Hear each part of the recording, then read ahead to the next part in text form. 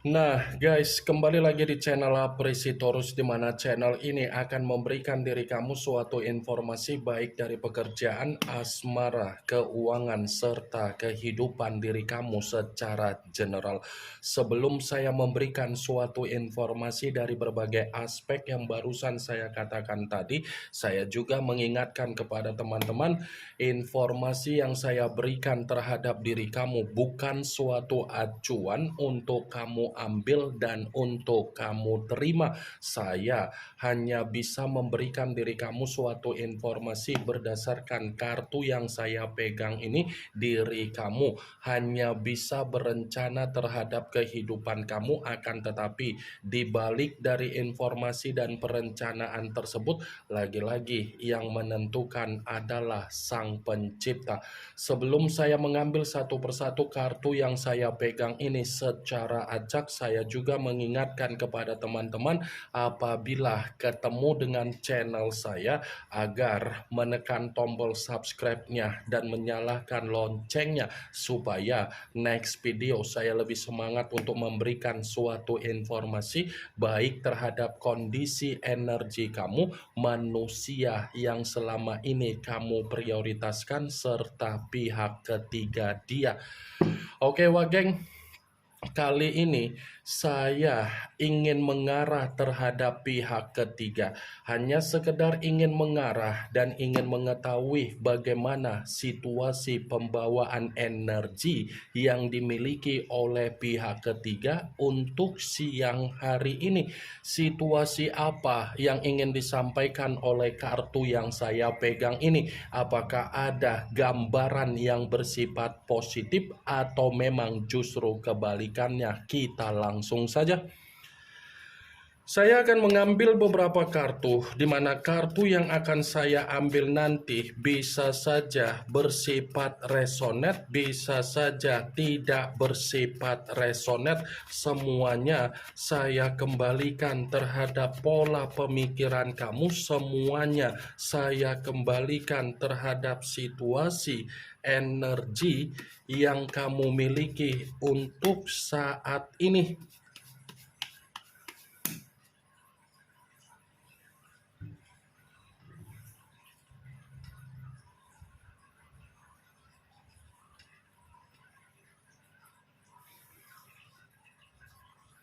Muncul kartu ini.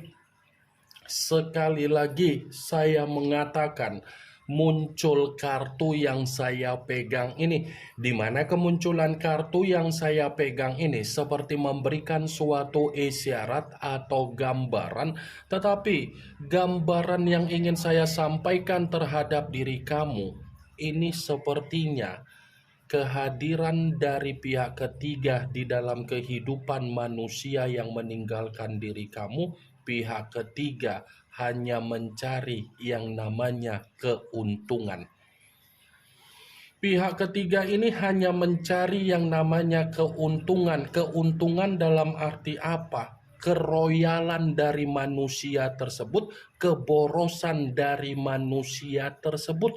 Karena bisa saja semenjak manusia yang meninggalkan diri kamu hadir di dalam kehidupan pihak ketiga, manusia itu hanya dijadikan sebatas ATM berjalan, sebatas donatur yang berjalan, sebatas jembatan untuk memperoleh kebahagiaan.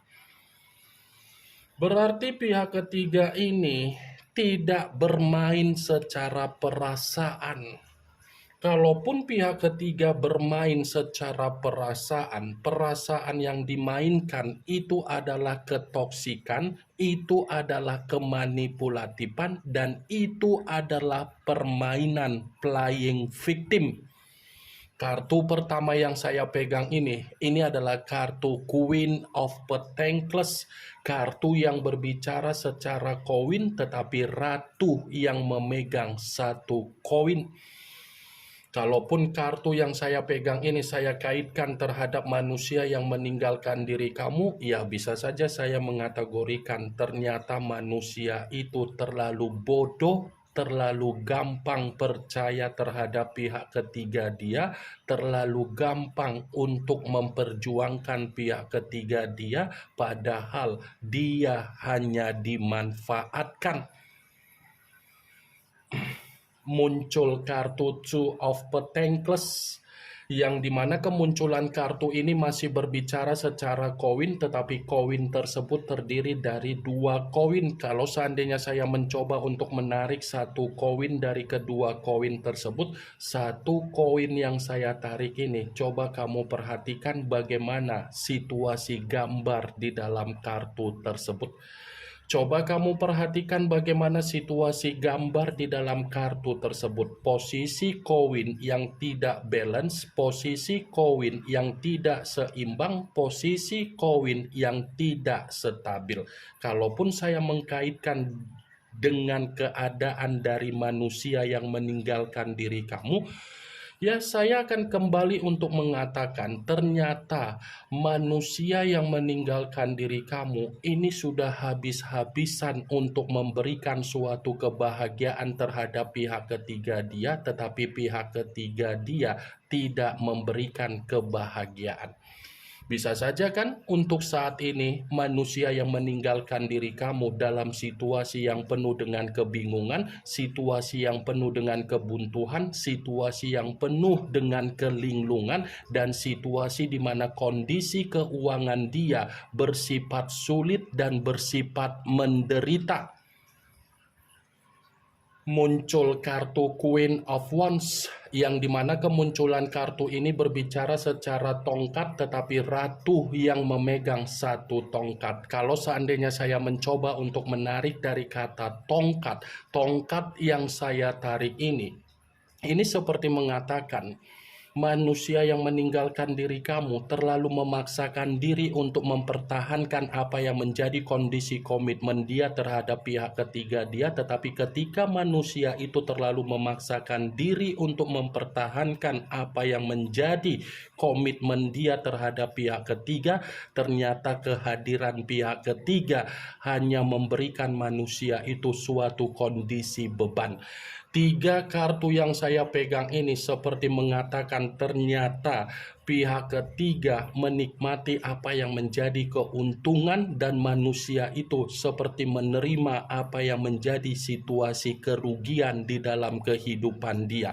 Inilah yang menjadi alasan kenapa saya mengatakan terhadap diri kamu, biarkan manusia itu menikmati apa yang menjadi keputusan dia untuk memprioritaskan pihak ketiga dia, karena apa yang menjadi keputusan dia belum tentu memberikan apa yang menjadi kebahagiaan yang dia dapatkan dari pihak ketiga dia. Bukan hanya itu saja yang ingin saya sampaikan terhadap diri kamu dari kemunculan kartu Queen of Wands. Kalau saya katakan kembali, manusia itu seperti dihadapkan apa yang menjadi rasa trauma dan rasa pengalaman yang bersifat buruk ketika dia menyadari ternyata kehadiran pihak ketiga sudah membuat manusia itu kehilangan apa yang menjadi kestabilan dia. Muncul kartu Eight of Cups, yang dimana kemunculan kartu ini berbicara secara cawan, tetapi cawan tersebut terdiri dari 8 cawan. Kalau seandainya saya mencoba untuk menarik 1 cawan dari ke-8 cawan tersebut, 1 cawan yang saya tarik ini pun seperti mengatakan manusia itu keadaannya lagi menerima apa yang menjadi kesulitan dia, lagi menerima apa yang menjadi penderitaan dia, dan lagi menerima apa yang menjadi kebuntuan dia secara pemikiran. Muncul kartu Four of Wands, yang dimana kemunculan kartu ini berbicara secara tongkat, tetapi tongkat tersebut terdiri dari 4 tongkat. Kalau seandainya saya mencoba untuk menarik 1 tongkat dari ke-4 tongkat tersebut, 1 tongkat yang saya tarik ini pun seperti berbicara manusia itu terhadap pihak ketiganya ini sudah saling berselisih paham. Berselisih paham dalam arti apa? Sudah memberikan suatu perkataan di mana manusia itu merasa sensitif.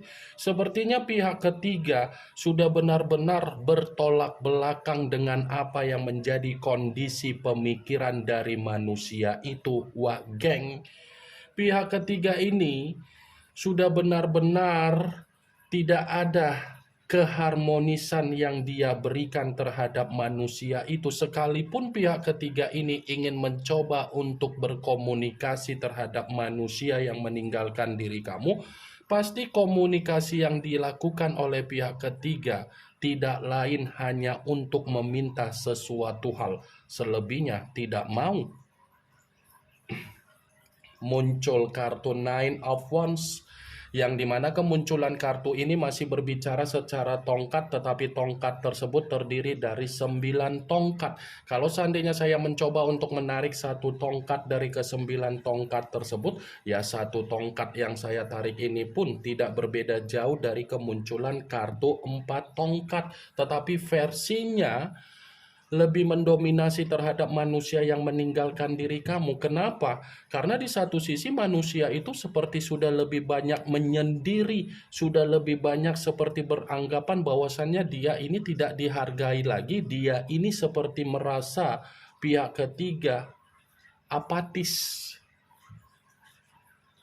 Muncul kartu Seven of Cups, yang dimana kemunculan kartu ini berbicara secara cawan, tetapi cawan tersebut terdiri dari 7 cawan. Kalau seandainya saya mencoba untuk menarik satu cawan dari ke-7 cawan tersebut, ya satu cawan yang saya tarik ini, apa yang diawali oleh manusia itu secara komitmen terhadap pihak ketiganya, ternyata yang diawali hanya untuk membuat manusia tersebut menerima sesuatu hal yang tidak ada kebahagiaan.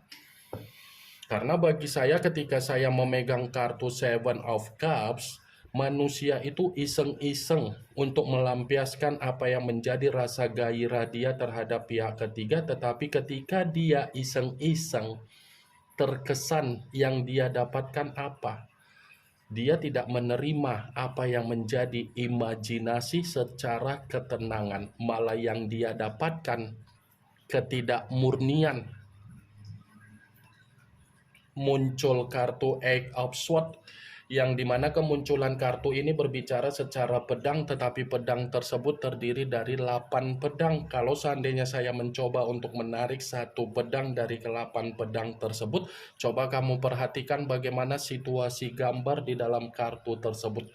Coba kamu perhatikan bagaimana situasi gambar di dalam kartu tersebut. Seseorang yang terikat tetapi kondisi mata yang tertutup. Mata yang tertutup ini lebih mendominasi terhadap manusia yang meninggalkan diri kamu, yang dimana situasi dia dengan kehadiran pihak ketiga ternyata membuat diri dia merasa tercekik, merasa ada beban, merasa seperti meminum racun, seperti merasa sangat terintimidasi. Wajar kalau manusia itu menerima apa yang menjadi beban dan tercekik dan terintimidasi. Itu semua akibat dari kebodohan dia, terlalu mempercayai, tetapi kepercayaan tidak mampu membuat manusia itu bahagia.